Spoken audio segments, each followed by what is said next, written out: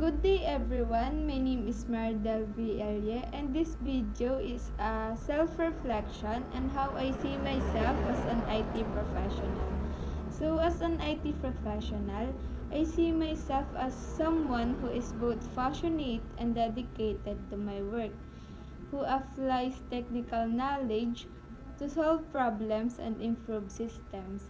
I take pride in my ability to tackle and resolve the various problems I encounter, leveraging my knowledge and skills. Continuous learning is crucial for me to stay current with technological advancement and emerging trends. I also believe in adaptable and proactive in addressing IT challenges. I always aiming to enhance my expertise and contribute effectively to my team and organization. That's all. Thank you.